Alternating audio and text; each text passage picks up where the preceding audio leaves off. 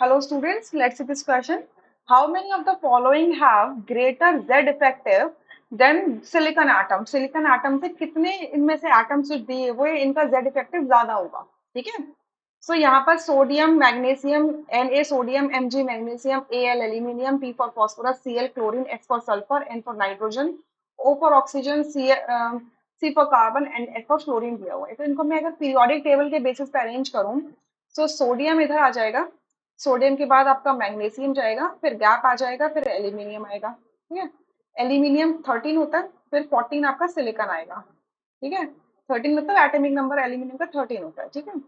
Silicon के बाद क्या आएगा आपका? फॉस्फोरस आएगा, देन सल्फर आएगा, देन क्लोरीन आएगा, ठीक है?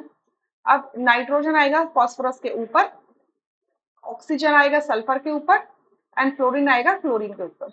ये सारे मेंशन हो गए आए हो? 1 2 3 4 5 6 7 8 9 10.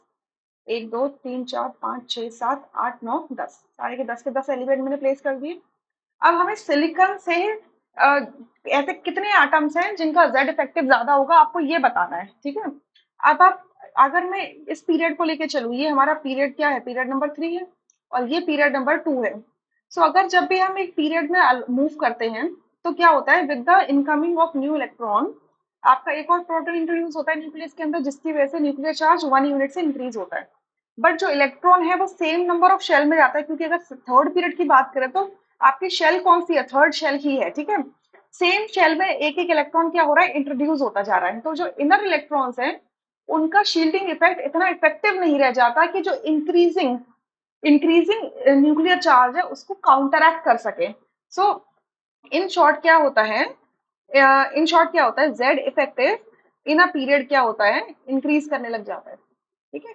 क्योंकि शील्डिंग इफेक्ट उतना स्ट्रॉन्ग नहीं होता. क्लियर? शील्डिंग इफेक्ट इतना स्ट्रॉन्ग नहीं होता इनर इलेक्ट्रॉन का, क्योंकि नए इलेक्ट्रॉन किसमें आने? सेम शेल के अंदर इंट्रोड्यूस होते जा रहे हैं.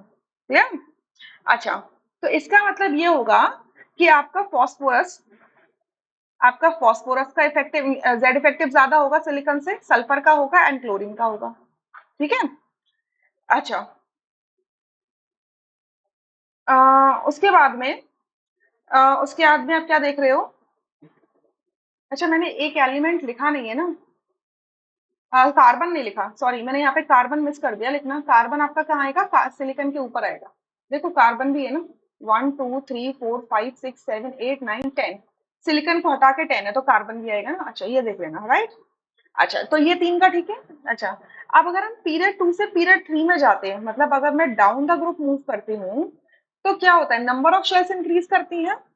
नंबर ऑफ शेल्स इंक्रीज करती हैं तो आपका न्यूक्लियर चार्ज तो इंक्रीज कर ही रहा है ऑब्वियसली. न्यूक्लियर चार्ज तो हर एक इलेक्ट्रॉन के इंट्रोडक्शन पे इंक्रीज करेगा, बट आपकी नंबर ऑफ शेल्स इंक्रीज कर रही है. तो नंबर ऑफ शेल्स इंक्रीज करने की वजह से तो आपका जो इनर शेल्स का जो इनर इलेक्ट्रॉन्स होंगे उनका इफेक्टिव न्यूक्लियर उनकी स्क्रीनिंग कांस्टेंट ज्यादा होगी, वो शील्डिंग ज्यादा कॉज करेंगे, ज्यादा शील्डिंग होगी. और ज्यादा शील्डिंग होगी तो आउटर मोस्ट इलेक्ट्रॉन के ऊपर जो न्यूक्लियर चार्ज है उतना ज्यादा इफेक्टिवली एक्ट नहीं करेगा. यानी कि डाउन द ग्रुप अगर हम जाते हैं तो क्या होता है? जेड इफेक्टिव क्या हो जाता है? डिक्रीज हो जाता है. जेड इफेक्टिव डिक्रीज होता है. यानी कि सिलिकॉन के रिस्पेक्ट में आपके carbon, nitrogen, oxygen and fluorine क्या है? अबव पीरियड में है, तो इनका भी क्या होगा? जेड इफेक्टिव ज्यादा होगा, राइट? पहले तो आपका कार्बन का ज्यादा होगा, क्योंकि कार्बन और सिलिकॉन एक ही फैमिली के हैं और कार्बन इसके सर के ऊपर टॉप में बैठा हुआ है, तो ऑब्वियसली इसका जेड इफेक्टिव ज्यादा होगा, ठीक है? नाइट्रोजन, ऑक्सीजन और फ्लोरीन टॉप में भी है और राइट साइड में भी है, इस वजह से इनका ज्यादा होगा. तो इनसे हमसे पूछा गया हाउ मेनी एलिमेंट्स, तो कितने हैं? 1 2 3 4 5 6 7. ऐसे कितने एलिमेंट्स हैं जिनका जेड इफेक्टिव ज्यादा है? 7. आंसर होगा 7. I hope you understood this question.